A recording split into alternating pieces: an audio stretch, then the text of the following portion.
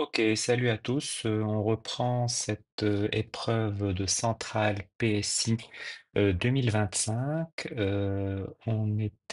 S'était arrêté à la question 6 et on va continuer. Alors, on m'a posé la question dans les commentaires si c'était une épreuve accessible. Oui, oui, franchement, là, je suis allé jusqu'au bout quasiment.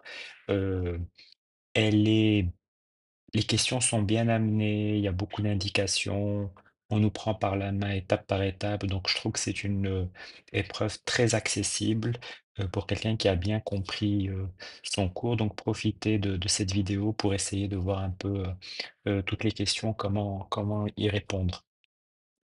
Donc question 6, on nous demande de montrer que n de a c'est le max des normes de ax pour norme de x égale 1. Donc, on note bien la différence par rapport à la définition initiale. Ce n'est plus un sup, mais un max. Ça veut dire qu'il existe un x tel que ax en norme soit égal à n de a. Et on nous donne l'indication d'utiliser l'application qui a x associée norme de ax. Donc, on pense tout de suite fonction continue qui atteint ses bornes sur un compact. Donc, cette application, elle est continue comme composée de fonctions continues. Elle a d'abord, la fonction qui a x associée à x, c'est une application linéaire en dimension finie, donc elle est continue. D'autre part, la fonction qui a x associée à la norme de x est un-lipschitzienne, donc continue. Donc on a bien montré que, l'application, qui a x associée à la norme de ax est continue. De plus, si on définit S la sphère unité, c'est-à-dire l'ensemble des x dans R puissance n tel que norme de x soit égale à 1, ça c'est un compact. Pourquoi? Soit on dit que c'est un fermé borné en dimension finie, soit on dit que c'est l'image réciproque par... et donc pour ça, ben, on dit que c'est borné, ça c'est évident puisque tous ces éléments sont de norme 1. Et puis c'est fermé parce que c'est l'image réciproque par une application continue du fermé du singleton 1. D'accord? Donc c'est fermé. Voilà, donc la fonction qui a x associée à x est bornée et atteint ses bornes sur le compact S. Et donc son max, ça va être la norme de A, n de A. Voilà pour cette question 6. Voilà, pas rien de majeur. Question 7. On nous demande de montrer une inégalité pour tout x dans R puissance n. Donc, ben, on doit faire une disjonction de cas. Si x égale 0, ben, ax vaut 0 et donc on a bien l'inégalité qui est respectée. Et si x est non nul, ben, on peut écrire que ax en norme sur norme de x, ça c'est plus petit que le sup des ax0 sur x0 pour x0 non nul. Ça c'est la définition de n de a de la question 2. Et donc en passant au sup, on a, bien que, pardon, et donc en passant le x de l'autre côté, on a bien que pour tout x dans Rn, ax est plus petit que n de a fois x. Voilà.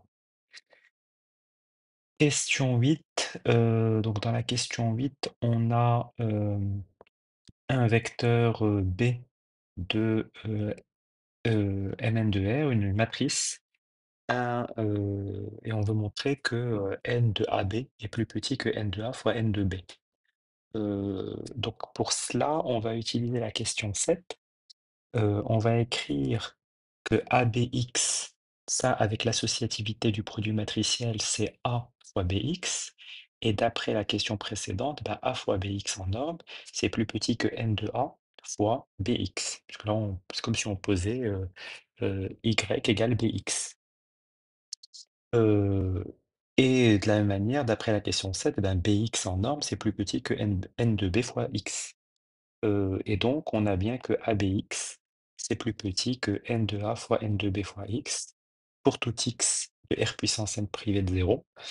On passe le x de l'autre côté, donc on a ABX en norme sur x, c'est plus petit que n de A fois n de B. Et donc, ben, en passant à la borne supérieure, d'après la question 2, on obtient bien que n de AB est plus petit que n de A fois n de B. Voilà, donc c'est des raisonnements assez naturels qu'il faut connaître en fin de SP.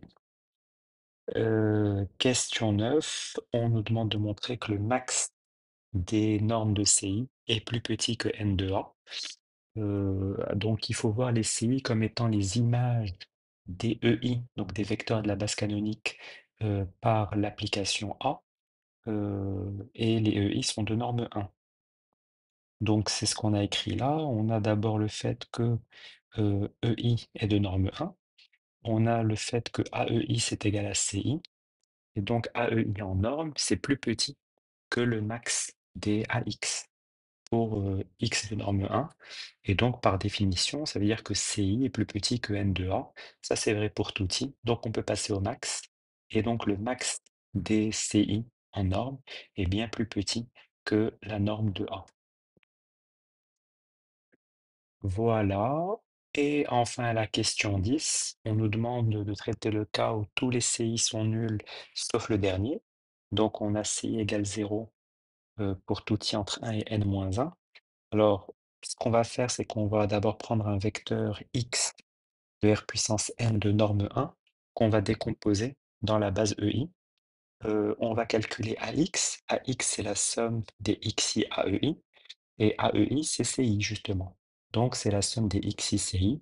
Comme tous les CI sont nuls de 1 à n-1, il ne reste que xn fois cn. Et la norme de AX, ça vaut xn fois cn par homogénéité de la norme. Comme la norme de x vaut 1, ben, ça veut dire que, on peut mettre un carré, ça veut dire que xn carré vaut 1, est plus petit que 1, pardon, puisque la norme de x au carré, c'est la somme des xi carré. Et donc, on a bien que xn est plus petit que 1. Comme la norme de Cn est positive, ça veut dire que xn fois Cn est plus petit que Cn. Et donc, quand on combine tout ça, on a que AX est plus petit que xn-Cn qui est plus petit que Cn.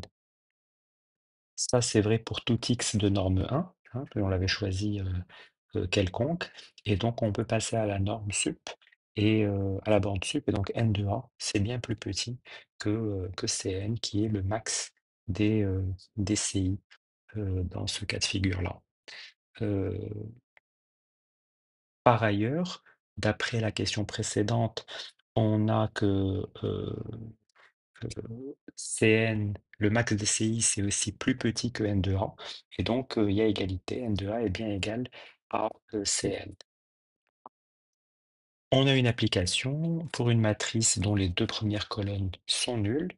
Et donc, n de a, c'est la norme de 0 moins 1, 1. Donc, c'est la racine de 0 plus 1 plus 1. Donc, c'est racine de 2. Voilà, aucune difficulté sur cette partie 1. Vous voyez que ça va tout droit. Donc, il faut bien en profiter. Vous abonner, à mettre un like, dans la chaîne et dans la vidéo et puis, je vais mettre très rapidement, la suite du problème. Merci.